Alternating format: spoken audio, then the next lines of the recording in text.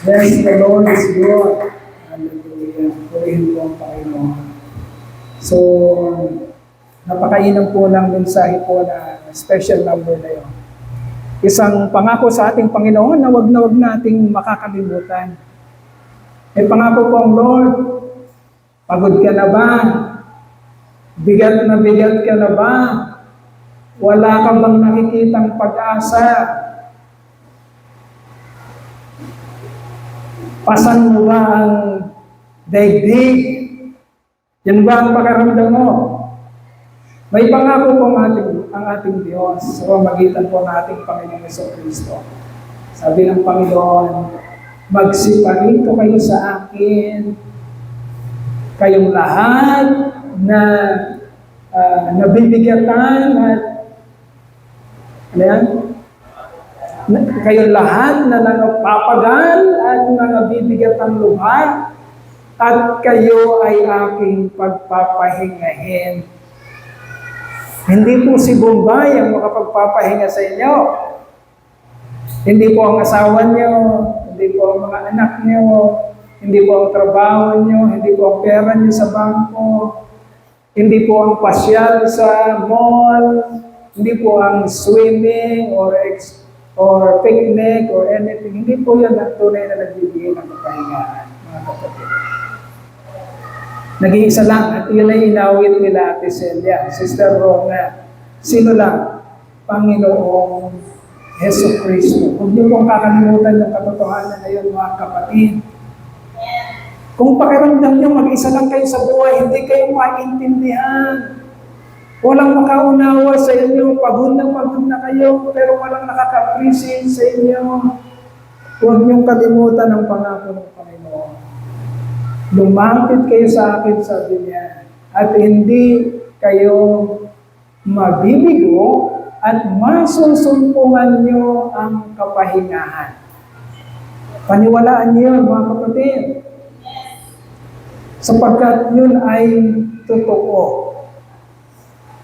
At marami pong makakapagpatotoo ng kanilang mga karanasan patungkol sa kabutihan, sa kapahingahan na dulot po ng pakikipagrelasyon sa Panginoon. You may still be dealing with the same circumstances in your life, parang hindi naman nagbago, the same problem, the same utang, the same afflictions. You may be still dealing with the same circumstances, but if natagpuan mo na ang Panginoong Jesucristo, kapatid, babaguhin niya ito, perspective, pagagaanin niya ito, yung nararamdaman, bibigyan ka niya ng kaunawaan, at kapatid, bibigyan ka niya ng kapayapaan na hindi mo kayang maunawa, hindi malirip. Okay? Yan ang pangako niya. Subukan mo. Baka hindi mo kasi sinusubukan eh. Subukan mo at ang Diyos natin ay nakikipag-subukan at hindi ka mabibigo sa Kanya. That is the truth. Yan ang katotohanan, mga kapatid. At ang goal, ang punteriya, ang goal ng ating pong kaligtasan, bakit tayo niligtas ng Lord, is yung kasi yung inawit natin huli naman sa praise and worship, ay the chief end of a man is to glorify God and enjoy Him forever.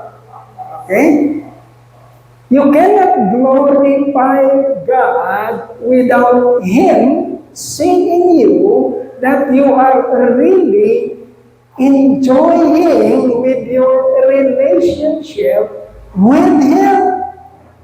Sino na walang nakipagrelasyon sa kamukha mong tao at hindi mo nakikita na nag-i-enjoy siya sa iyo, Sino naman ang maluluwalhati sa ganong klaseng relationship?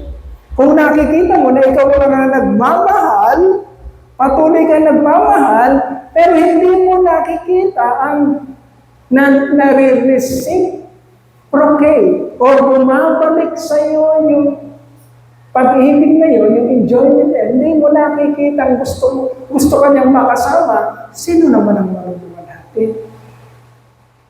Tandaan mo kapatid, ang goal ng kaligtasan mo is to glorify God and enjoy Him forever.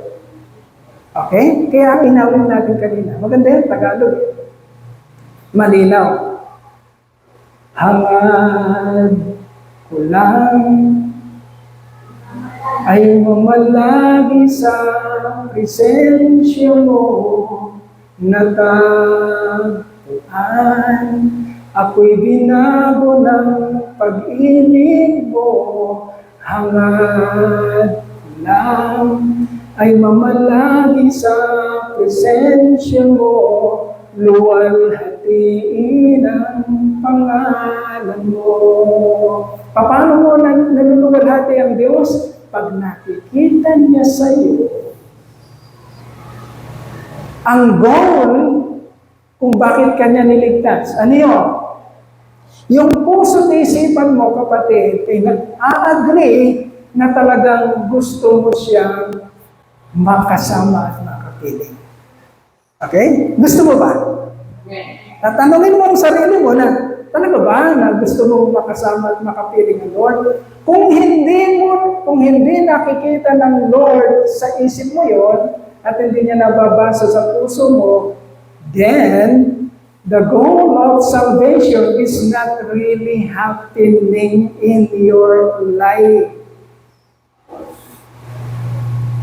Kasi nagiging makatotohanan lang ang pagpupuri at pagsamba mo sa Kanya kung totoong hinahangad ng isip mo, hinahangad ng puso mo, yung inaawit natin, hangad ko lang ay mamalagi sa presensya mo, natagpuan, ako'y binago ng pag-ibig mo, hangad ko lang ay mamalagi sa presensya mo, luwalhatiin ang pangalan mo.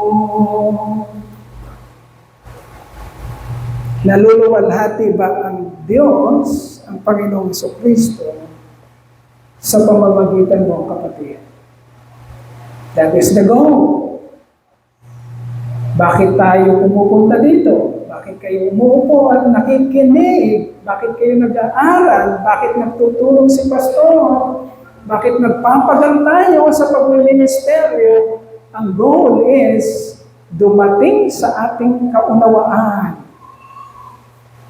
ang katotohanan kung sino ang Diyos, ano ang ginawa niya, at kung sino tayo sa harap niya. Okay. So napakabuti ng Panginoon. Bumabalong ang kanyang biyaya, even po sa ating pong pag-aawitan. Okay. So ngayon po, pagpapatuloy natin kung ano yung ating pong naiwan nung nakaraang after last Sunday.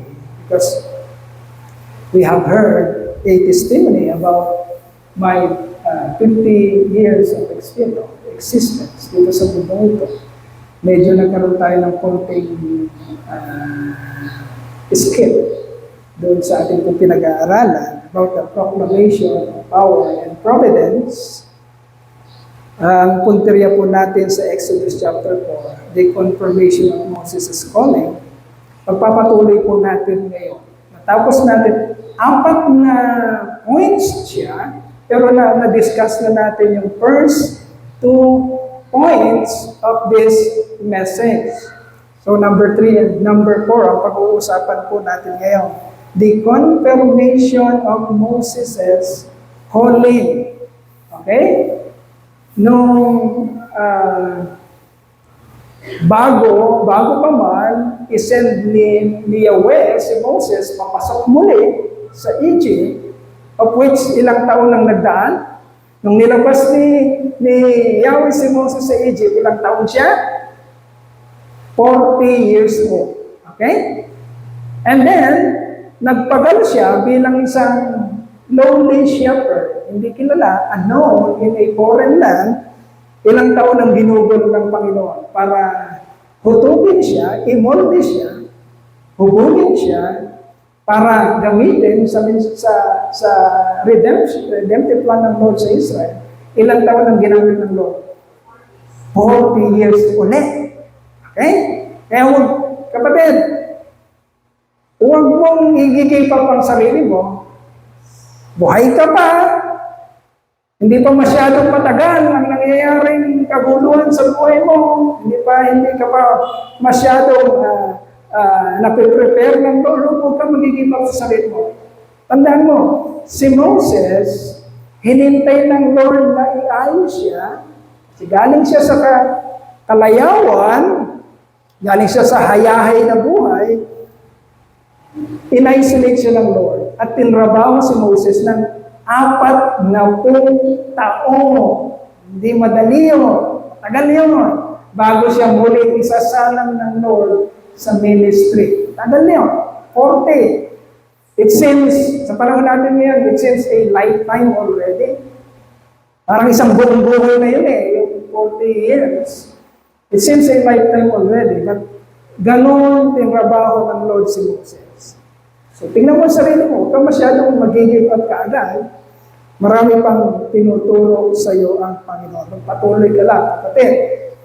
Okay? So, bago siya dalhin doon sa Egypt, si Moses, mga kapatid, kinumpirma muna ng Lord ni Yahweh kay Moses ang kanyang pagkatawa. It was very hard for Moses to really understand, para maintindihan niya at matanggap niya kaagad kung ano yung mga inuutos ni Yahweh. Sapagkat zero knowledge si Moses patungkol kay Yahweh. Hindi kagaya natin ngayon. Zero talaga. E di ba, Pastor, mga inapo siya nila Abraham, ni Isaac, ni Jacob, ni Joseph. Bakit zero knowledge? Tandaan niyo, lumaki si Moses sa Egypt. Hindi naman siya lumaki sa kanyang mga ninuno. Okay? So, ang alam ni Moses, ang kanyang religion, ang kanyang belief system, ay hindi naman Jew, hindi Hebrew. Ang belief system niya is Egyptian. So, zero knowledge talaga si Moses kay Yahweh. So, bago siya i-launch na ni Yahweh papunta sa Egypt, talagang tinatrabaho siya para maniwala siya. Kino-confirm ni Yahweh ang calling ni Moses. All these scenarios, all these sins happen in the burning bush scenario. Okay? Nakikipagtalastasan ang Diyos kay Moses sa pamamagitan ng umaapoy, ngunit hindi natutuko na damo. Okay? Yun pa lang amazing na yun sa sight ni Moses. Yun pa lang. Pero matyaga ang Lord. Kasi tayo, kung makakita tayo ngayon siguro ng burning bush, baka nanginginig na tayo sa di ba? Nagliliyab pero hindi nakukonsume. Lumiliyab pero hindi natutupo. Okay? Yun pa lang, pwede lang makumbinsi si Moses. But then, napaka-pasensyoso ng ating Diyos. Kinumpirma niya isa-isa kung ano yung gagawin ni Moses pag nakaharap na siya, first, sa kanyang mga kababayan na Israelita, and then, pagkaharap na ang mga Egyptians at si Pharaoh. Okay, number 1 and number 2, ganitong nangyari. Nakasulat ba? Yan. Natalakay na natin itong dalawa. So Moses' inadequacy made him reluctant to accept his calling. Inadequacy means, tingin niya sa sarili niya, wala siyang kasanayan para gawin. Ang pinag-uusapan kasi natin ay hindi bakbakan, hindi military assignment. Hindi ganun ang assignment na pinapagawa ni Yahweh. Hindi bubugan, hindi tagaan, kundi mag-i-speak si Moses. At dahil nakikita niya, ano siya eh? Anong tawag doon? Utal. Utal siya. Bulol. Tama ba? Bulol, utal. At hindi siya talaga public speaker. Matalino siya, pero hindi siya public speaker. Ayaw niya. Inadequate siya sa pakiramdam niya. So, yung inadequacy niya, naging dahilan para urong-sulong siya. Hindi pala sumusulong, umuurong siya sa pinapagawa ng Diyos sa kanya in verse 1. And then, sa point number 2, God's work of miracles in Moses' sight confirmed his calling. Ibig sabihin, bago pa man ipakita ito ni Moses sa mga Israelita, sa mga Egyptians, pinirform na kaagad ni Yahweh sa mata niya, sa harapan niya, in that burning bush incident. Okay? Staff made into a snake, and then binalik ulit, and then yung leprous hand, pinirform na yun sa burning bush incident para maniwala si Moses. Pero, etong pag-aaralan natin ngayon, bagamat nagpakita ng kagilang-gilalas at imposibleng mga bagay si Yahweh sa mga mata ni Moses, point number 3, Moses refused to adhere or to obey God's calling. Kahit na nakakita na siya ng mga kababalagan, hindi pa rin siya makumbinse at hindi pa rin siya tubuan ng lakas ng loob para sumulong sa ipinapagawa sa kanya ng Panginoon. We will be reading, we will use Exodus chapter 4, verse 10 to 17 para talakayin ang ating pong pag-aaralan na dalawang points. Let us read Exodus chapter 4, verses 10 to 17. Okay. Exodus chapter 4, verses 10 to 17. Moses said to the Lord, "O Lord, I have never been eloquent, neither in the past, nor since you have spoken to your servant. I am slow of speech and I am slow of speech and tongue. Bulol ako, utal." The Lord said to him, "Who gave man his mouth? Who makes him deaf or mute? Who gives him sight or makes him blind? Is it not I, the Lord?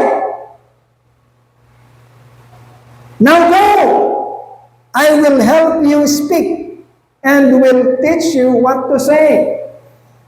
But Moses said, "Oh Lord, please send someone else to do it." Then the Lord's anger burned against Moses, and he said, "What about your brother Aaron the Levite? I know he can speak well. He is already on his way to meet you, and his heart will be glad when he sees you. You shall speak to him and put words in his mouth. I will help both of you speak and will teach you what to do. He will speak to the people for you, and it will be as if he were your mouth and as if you were God to him. But take this staff in your hand so you can perform miraculous signs with it." Okay, bago tayo magpatuloy, kasi nagkakaroon ng katanungan mga kapatid. Nung isang Sunday, sinabi ko, sa ating pong Ark of the Covenant, meron pong 3 items doon. Okay? The golden jar that contains manna, the Decalogue or yung 2 tablets of stone, and then yung staff. Pero sa Bible, ang mababasa nyo, staff of Aaron, hindi staff of Moses. Okay? The staff that buds. Ang tuyong kahoy na nilagay doon, pero nagkaroon tawag doon, umusbong. Anong tawag sa ganun? Basta umusbong, nagkaroon ng dahon, nabuhay, pero tuyo na siya. So, ang nakalagay sa Bible is staff of Aaron. Okay. Ba't ganun, Pastor? Nasabi mo na staff of Moses yun. Okay. Ito po ang kasagutan, mga kapatid. Merong 3 pinag-uusapang staff sa panahon ni Moses. Staff of God, staff of Moses, and then staff of Aaron. So pag binasa niya yung Exodus at yung mga kasunod na books ng Bible, yung Pentateuch kasi dyan nakasulat yun. Yung Genesis, tapos na yun, pinabasa natin yan, Exodus, Leviticus, Numbers, and Deuteronomy. Meron kayong interchangeably mababasa doon kung ano yung staff na yun. So, many theologians believe that the staff of God, the staff of Moses, and the staff of Aaron is one and the same staff. Okay? Kasi yun ang utos ni Yahweh dito sa binasa natin. Dalhin mo yung staff na yan, gagamitin ko yan para sa mga miraculous signs na gagawin ko sa Egypt. Ano yung pinapadala ni Yahweh? Staff of whom? Moses, dito. Sa mga susunod nating mababasa niyo doon, ang ginagamit is staff of Aaron. Bakit? Kasi si Aaron ang may hawak ng staff na yon. Bakit? Inutos din kasi ni Yahweh na si Aaron ang uutusan ng Moses para makipag-usap kay Pharaoh at siya ang mag-perform ng pinapa-perform ko sa iyo. You will be like God to Aaron. Aaron will be your mouthpiece. Okay? It was not very, very clear, mga kapatid, hindi sinabing mabuti ng Biblia. If totoo bang isang staff yun or magkakaiba. But, karamihan sa theologians, they claim or they believe that the staff of God na sinasabi, the staff of Moses and the staff of Aaron is one and the same.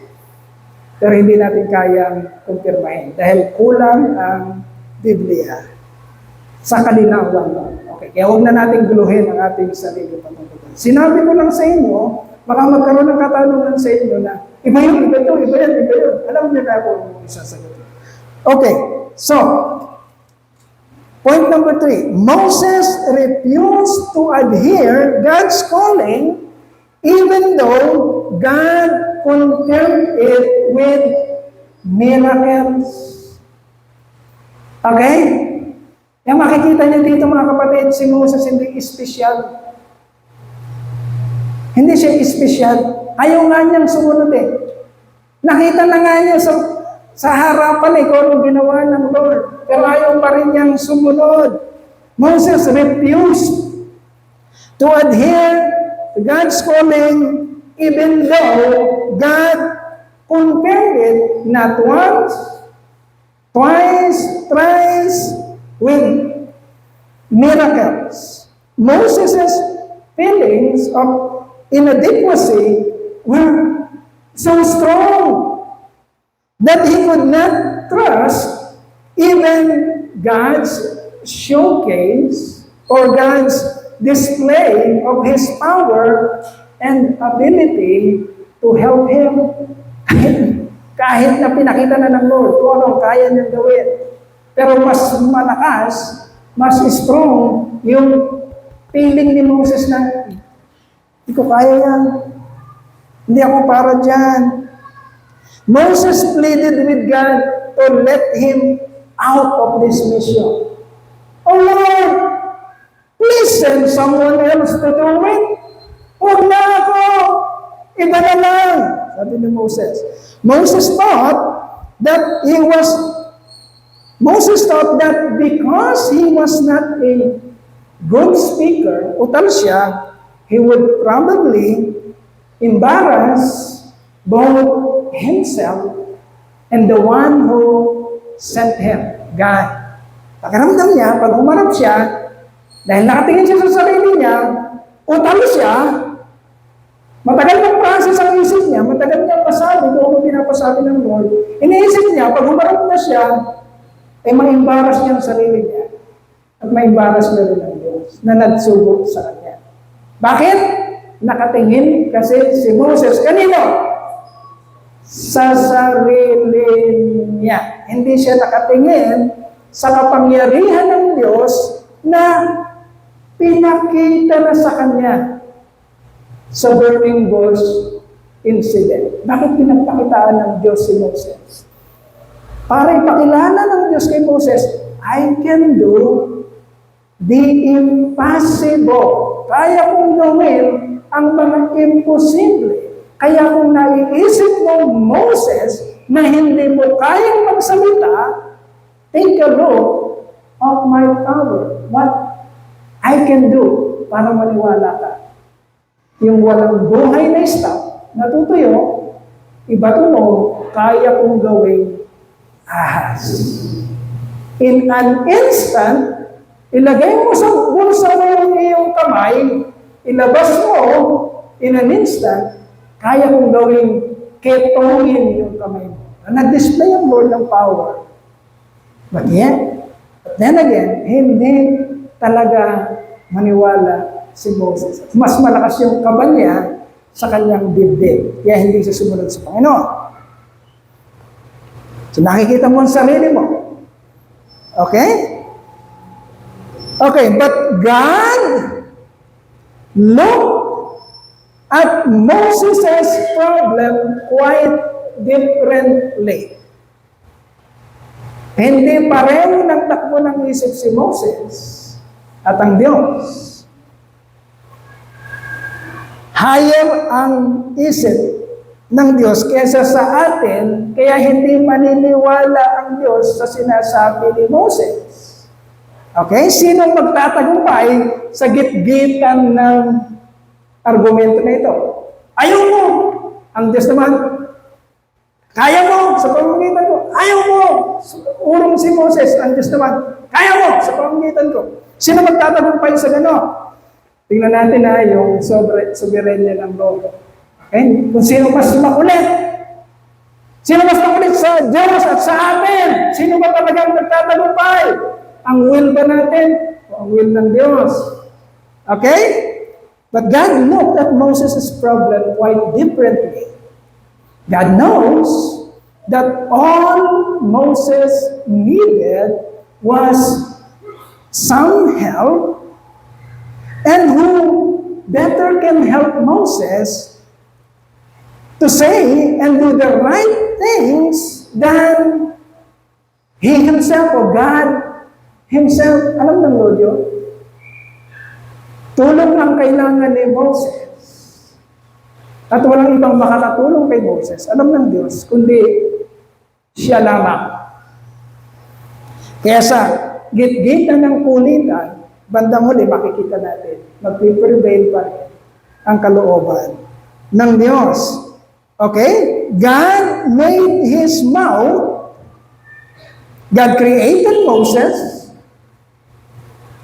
made his mouth, and can give him the ability to think and speak the right words at the right moment when it is needed.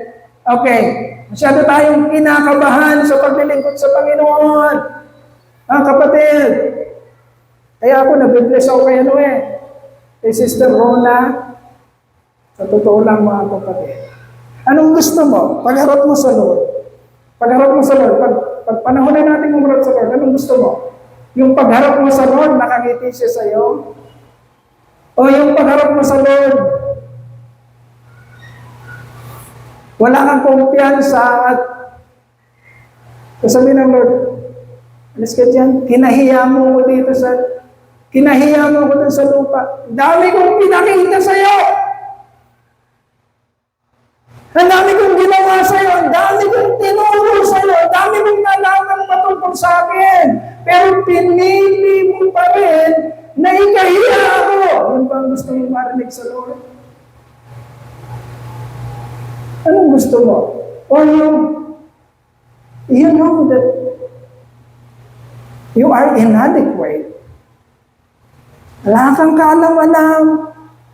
Hindi mo kabisado.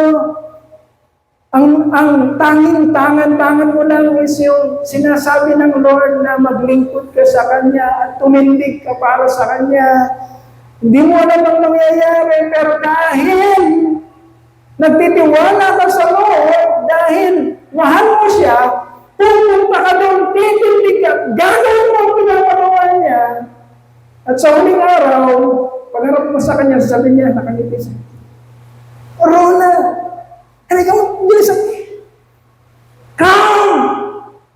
Come on, my faithful, my God and faithful servant.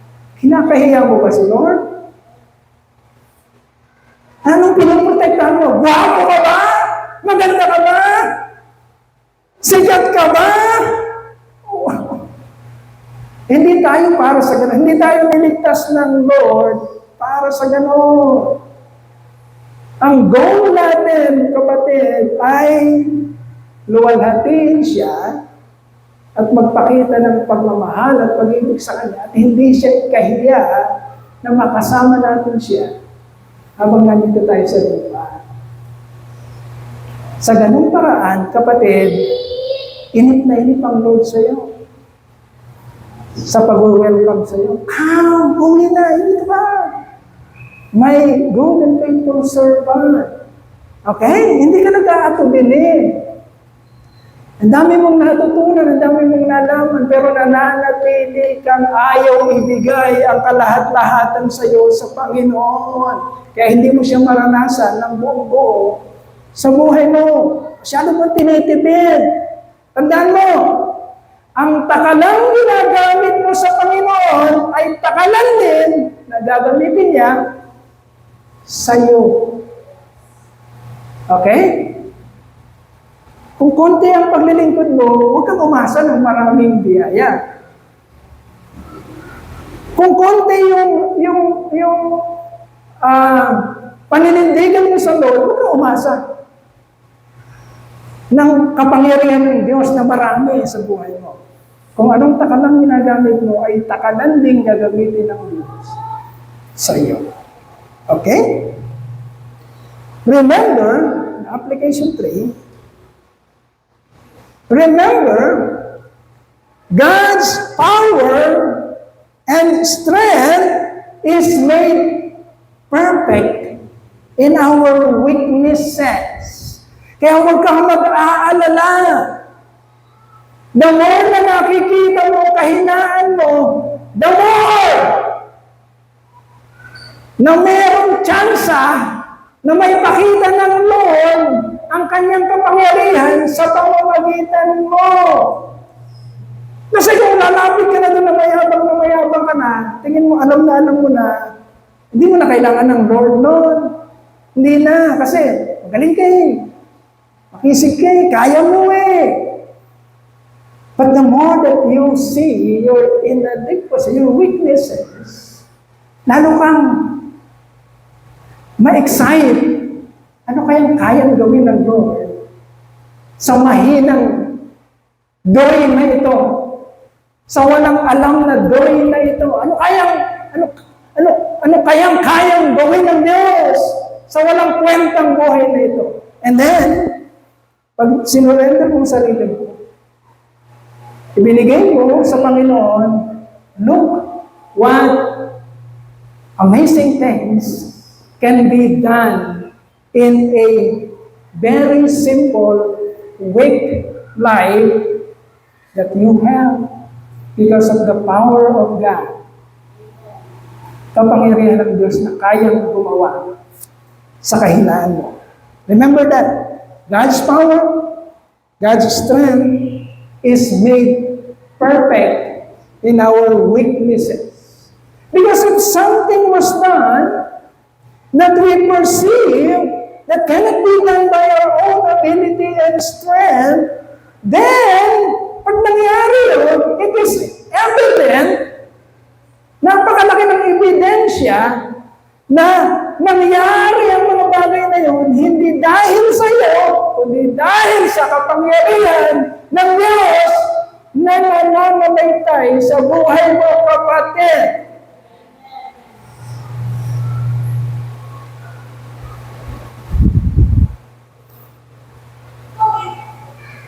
And then, exposition number 4. Sino ang mananalo?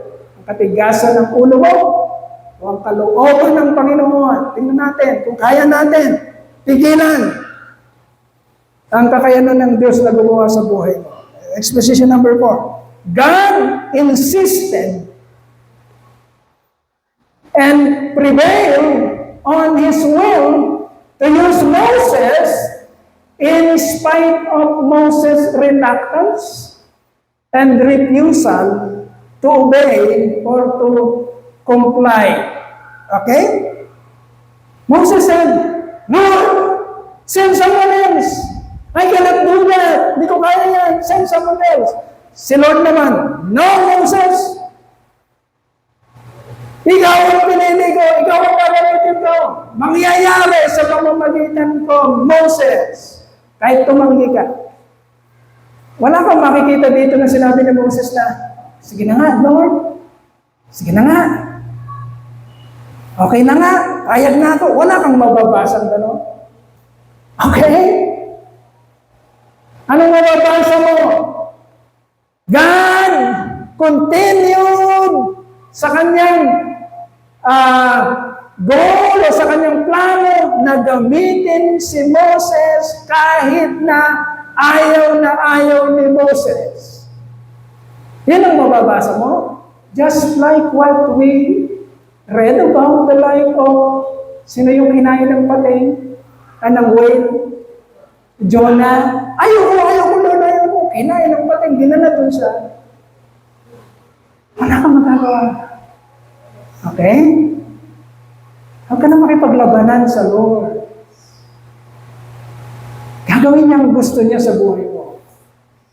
And I will tell you, kapatid, na yung plano ng Diyos sa buhay mo, pag nangyayari na, you can confidently say with joy in your heart that, oh Lord, thank you. This is the life that I've always wanted. Salamat, pinakialaman mo ko. Salamat, kinulit mo ko. Lord, thank you. Kahit na ayaw ko, pinilit mo ko, pinakialaman mo ko. And Lord, here I am now. Dahil sa sovereign, I am enjoying. Totoo ang sinabi mo. I have come that you might have life and have it more abundantly. Tinaas mo lahat ng level ng kaligayahan sa buhay.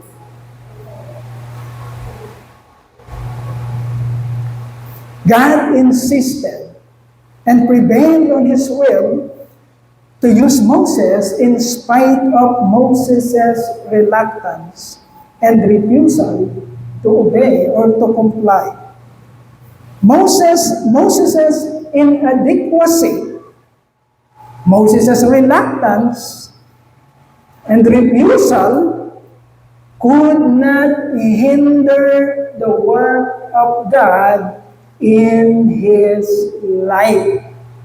Okay? Reluctance si Moses, inadequate ang perceive niya sa kanyang sarili. Nagre-refuse siya. But lahat ng yun, kapatid, walang nakahinder. Ano sa Tagalog nakahinder?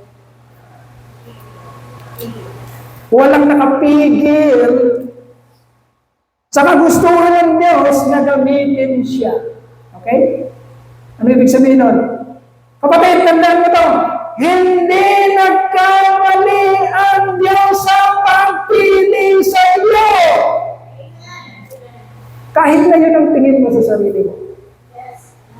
hindi nagkakamali ang Diyos sa pagpili sa'yo. Hindi ka naman niya pinili dahil gwapo ka eh. Hindi ka naman niya pinili dahil magaling ka. Wala lahat doon. Pinili ka niya dahil gusto ka niyang piliin. Amen? At tigilan mo tingin ng tingin sa sarili mo. Wala kang makikita. Pinili ka ng Diyos dahil yun ang choice niya. It is His sole discretion. Kaya kung pinili ka ng Diyos, kapatid, mangyayari sa iyo kung ano yung gusto niyang mangyari sa buhay mo. Amen? And what a better way to enjoy that life but to let God. Okay? Trust Him with all your heart. Mas mag-i-enjoy ka. Kesa yung laban ka ng laban, takbo na takbo. Hide and seek kayo ng Lord. Una, hindi mangyayari ang sa'yo. Mangyayari na sa Kanya. Kaya magtiwala ka sa Panginoon. Okay? God called Moses and He sustained Moses of everything needed to accomplish His will. Okay? Yung soberanya na yun, lalo nating maiintindihan pag umuusad na tayo. Pagkaharap na si Pharaoh, yung mga miracles na yan, makikita nating maliwanag yan. Sino ba ang talagang may control? Sino ba talagang bida? Okay? So God used, number one, the staff of Moses, a common dried wooden stick, a simple stick to display extraordinary work of miracles in front of the Israelites and the Egyptians. Okay? Kayang gamitin ng Lord ang alinma. Yun ang una. Pangalawa, Aaron, ang kapatid ni Moses. Sino matanda? Si Moses o si Aaron? Huwag ka agad sagot na sagot. Sino matanda? Pag hindi natin alam. Okay? Sino matanda? Si Moses, si Aaron. Si Aaron. Okay? Bunso si Moses. Ang panganay ay sino? Si Miriam. Okay? Si Miriam, and then si Aaron, and then si Moses. Ang edad ni Moses, nung humarap sila kay Pharaoh, ay 80. Ang edad ni Aaron, nung humarap sila kay Pharaoh, nakasama ni Moses ay 83. O ilang taon nang agwat ni Moses at ni Aaron? 3. Saan nyo mababasa? Exodus chapter 7, verse 7. Nandun yung edad na yan. Exodus chapter 7, verse 7. Okay. Aaron, the older brother of Moses, as Moses' mouthpiece to speak what God commanded Moses to speak. Okay? Hindi mo kaya, Moses.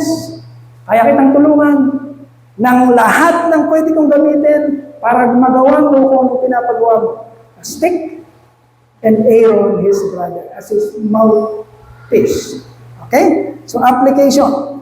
Number 4, remember, if God calls you, He will sustain you. Huwag kang mag-alala, kapatid. Okay, totoo naman, nag-aalala tayo. Dahil hindi pa natin lubusang naiintindihan.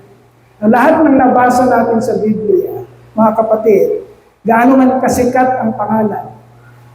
Abraham, Isaac, Jacob, Joseph, Moses, David, Solomon, prophets, okay? Yung mga prophets, lahat naman yan nag-alala. Okay? Makikita natin. Lahat yan. Kasi hindi nila naiintindihan kung ano yung they have that uncertainty of the future things. Na hindi pa na alam ang mangyayari. Sino lang ang nakakaalam ng future? Ang Diyos lang. Kaya meron siyang kumpiyansa na sabihin at utusan tayo, basta pumunta ka doon. Gawin mo ito, gawin mo yan. Bakit? Alam ng Diyos ang future. Basta pumunta ka doon. Okay? Pero sa dinami-dami ng nabasa natin mga kapatid, sa dinami-dami na ng tinuro sa atin, we should be not like, we should be feeling, not like the feelings of those patriarchs na nababasa natin. Kasi meron na tayong idea. Marami. We should have faith now. Karoon tayo ng pananampalataya ngayon kasi ang dami ng patotoo. Kaya huwag mo nang patagalin yung kaligayahan mo, kapatid. Gusto ng Lord na lumigaya ka. At alam ng Lord kung kailan ka liligaya. Kailan yun? Fully surrender everything to God. And you will experience that real joy and happiness in your life. Huwag mo nang tingnan masyadong sarili. Wala doon. Nandun sa pananampalataya sa Diyos. The more na gumagawa ka ng, ang tawag doon, para kang natataranta sa buhay, natataranta ka sa buhay, para kang nasa quicksand. Alam niyo yung quicksand? Kumunoy. Alam niyo yung kumunoy? Yung bottomless na, hindi mo alam kung, hanggang natataranta ka doon, mabilis ang paglubog mo. Hanggang kalmado ka doon, may pag-asa kang maligtas. May pag-asang dumating ang kaligtasan mo at may makakita sa iyo. Huwag kang mataranta sa buhay, magtiwala ka na may darating kung nasa quicksand ka ng buhay. Okay? Masyadong tumingin sa sarili mo, sa kakayanan mo, habang kumikilos ka, habang tumitingin ka sa sarili mo, lalo kang mababaon sa buhay at sa problema ng mundong ito, kapatid. Trust yan. Trust in the Lord with all your heart and lean not on your own understanding.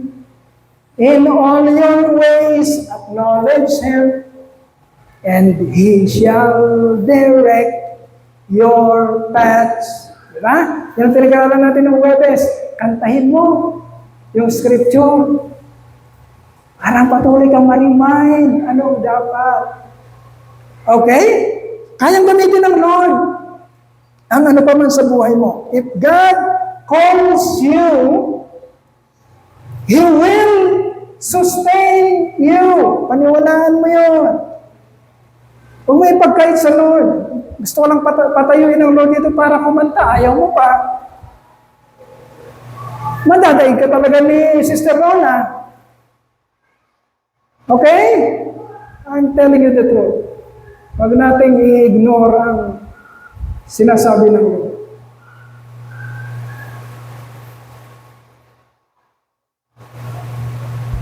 Madadaig ka talaga. Nagagamit ng kapatid para ma-bless ang mga spirit ng karamihan. Ikaw, hindi ka magamit. Bakit? Ayaw mo eh. Ayaw mo. Magpagamit ka sa Lord.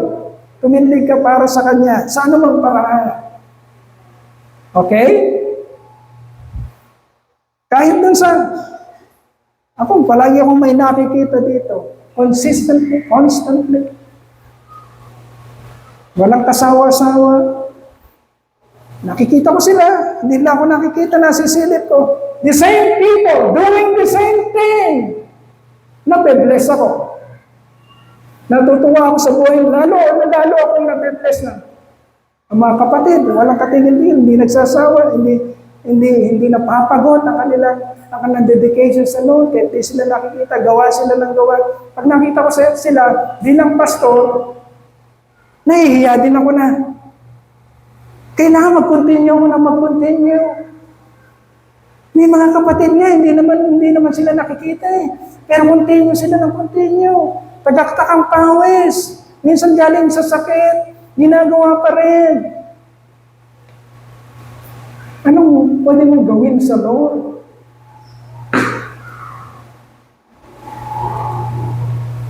Tandaan mo, pag tinawag ka ng Lord, hinirang ka niya, He will sustain you.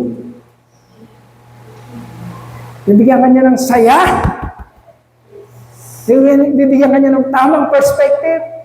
Hindi mo sinasabi sa sarili, wala bang papalit sa akin dito? Ako na lang na ako. O, hindi yan tumatakbo sa isip.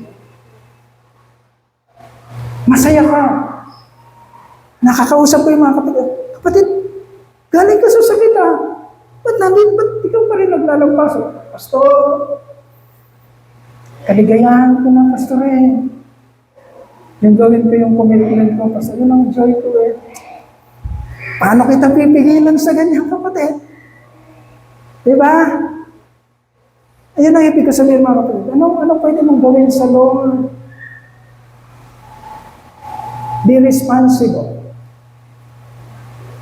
Yung pag ikaw, alam mo yung ibig sabihin responsibility.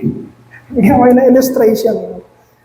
Responsibility yung hindi ka inuutosan.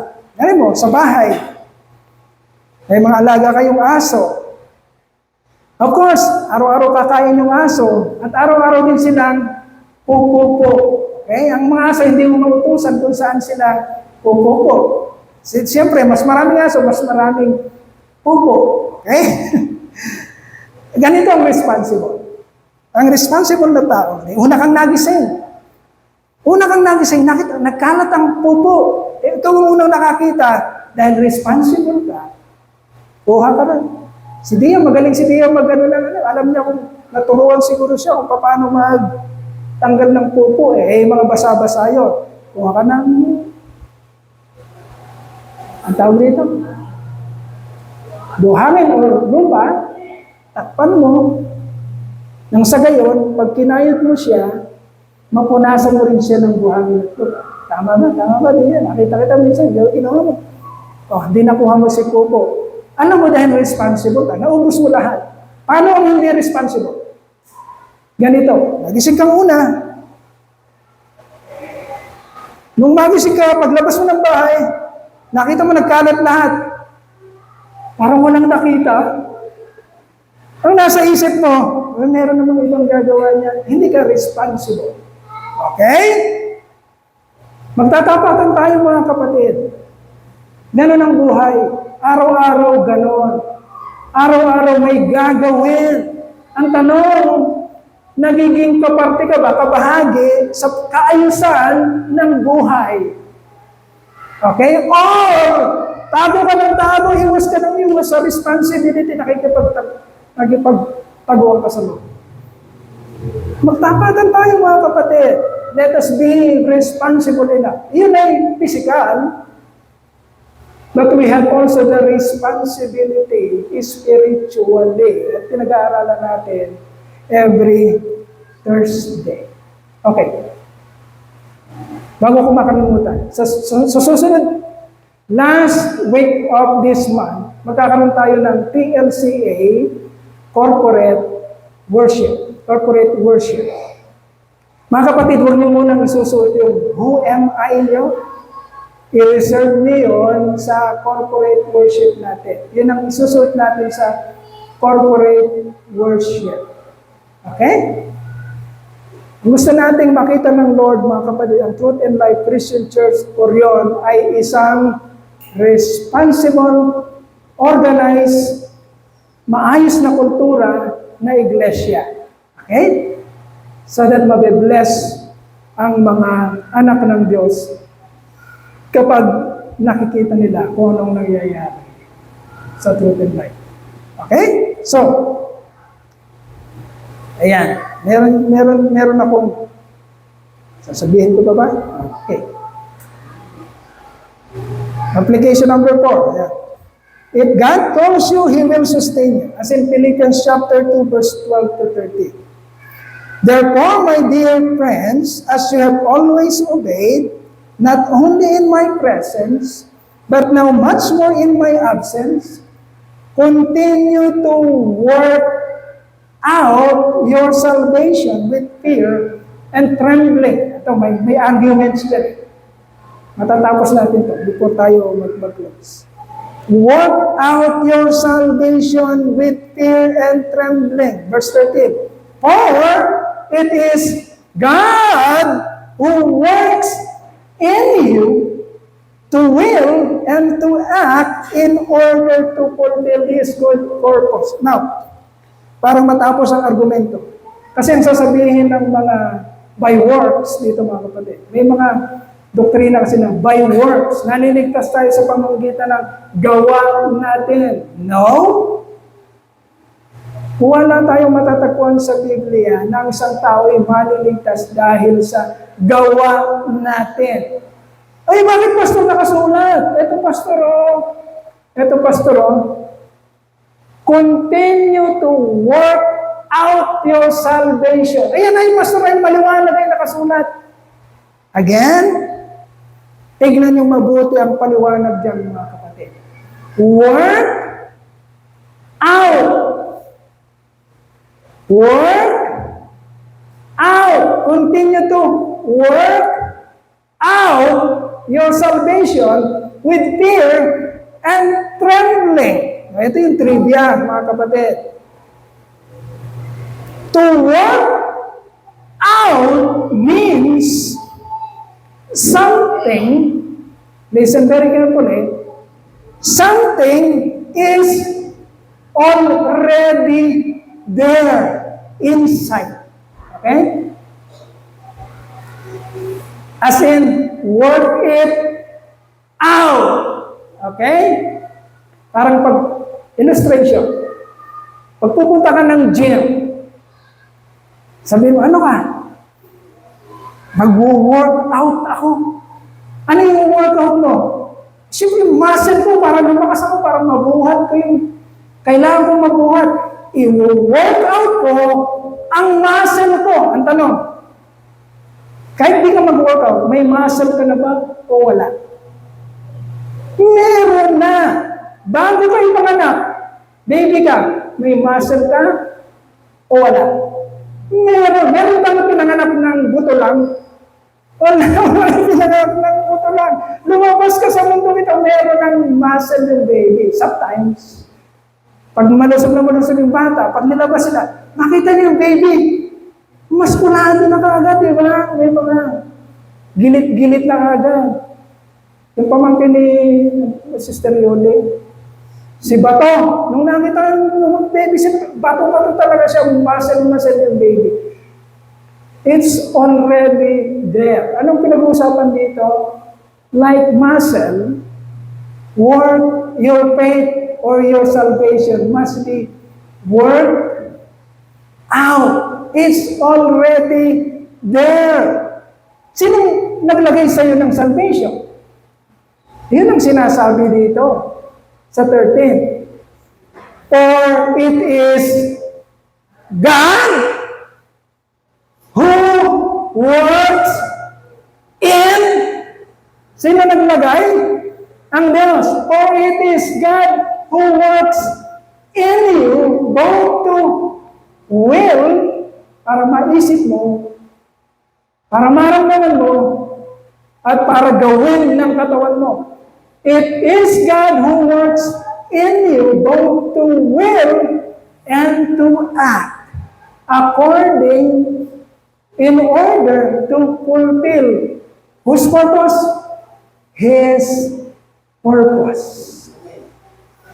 Okay? Kasi argumento yan mga kapatid. Salvation is not something to work for you to have it.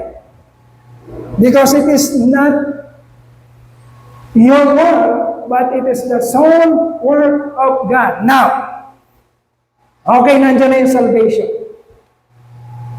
Sinave ka na ng Lord. Salvation is something now that it is within you. It is something to be worked out because so that it will become evident that you really have it. walang sinave ang Lord na nagtago at hindi na pinakita ang kanyang salvation. Ang lahat ng niligtas ng Lord ay nandyan at nagpapatuto sa walang people na totoo nga na ang Diyos ay nagliligtas. Yun ang ibig sabihin nito. The salvation that God worked in you is now being worked out, kaya lang ikaw ang nakikita. Illustration ulit tayo mga kapatid. Sometimes iniisip ng tao, yung salvation tayo ang gumagawa. Bakit? Kasi tayo nga kasi ang nakikita. Okay, illustration. Nakikita niyo yung sasakyan na yung puti. Mitsubishi truck, Mitsubishi Estrada. Yan yung puting sasakyan na Nisara. Maganda, maayos, pero tatakbo ba yan ng mag-isa niya? Ngayon, pag tumakbo siya, ang makikita niyang tumatakbo, si Mitsubishi Estrada. Okay? Ang masasabi, ang lakas pala ng truck na yon. Ang bilis pala tumakbo ng truck na yon. Kasi ang nakikita ng mata niyo, si Mitsubishi Estrada. Ngayon, tanungin mo, bakit siya tumakbo? Meron kasing nagtatrabaho sa loob niya na hindi mo nakikita. Ano yun? Gasolina na nagpo-propel sa kanya, nagbibigay sa kanya ng kapangyarihan para tumakbo siya. Pero hindi mo nakikita si gasolina. Okay? Okay? Or it is God who you do not see that is working inside you to think, to will, and to act para makita naman ng people, pero ang katotohanan, ang nagtatrabaho sa iyo ay ang Holy Spirit na hindi nakikita ng mga mata ng maglang people. Nagkakaintindihan tayo mga kapatid. It is for God's glory. Yes, tayong nakikitang gumagawa. Yes, tayong nakikitang tumutulong. Yes, tayong nakikitang naglalampaso. Pero hindi nakikita ng tao yung kapangyarihan na nagbibigay sa atin ng kagalakan at pagnanais na gawin natin yung buong buhay natin. Okay? Yan ang ibig sabihin ng working in and working out of salvation. So, who works in your salvation? Magkalinawan tayo. Who works in pala for your salvation? God. Sino nagtrabaho para maligtas ka? God. Second question, who works out your salvation? Answer, by the naked eye, by the physical eye, nasa physical realm tayo, it seems that you are the one working out, but in the true sense, spiritually, God is working inside of you to both will, to will and to act according to His plan and purposes for your life. So it is God's glory, not you. Gaano man kaganda si sasakyan, kapag hindi yan nilagyan ng gasolina, mabubulok lang yan dyan. Hindi yan tatakbo. Hindi yan aanda. Ganon din tayo. Gaano man tayo kaganda, gaano man tayo kainam, kung wala tayong Holy Spirit, mamamatay tayong hindi natin malulugod ang pangalan ng Diyos. Okay. So, closing. In Moses' story, all he has to do is to say yes to God and present himself to the place where God will use him. It is Moses' responsibility as an elect, as a chosen by God, to go and be willing to speak and act for God. Now, it is God's sovereignty, it is God's sovereign work, mga kapatid, to provide everything needed to fulfill His purposes in Moses' life. In other words, mga kapatid, kapag tinawag ka ng Lord, sige lang. Yes, may takot ka, nagkakaintindihan tayong lahat doon. May takot ka. Alam ni Pastor yan, lalong alam ng Diyos yan, may takot ka. Pero hindi gusto ng Diyos na ma-overcome ka ng takot mo. Ayaw ng Lord na ayaw ka kasi na-overcome ka ng takot mo.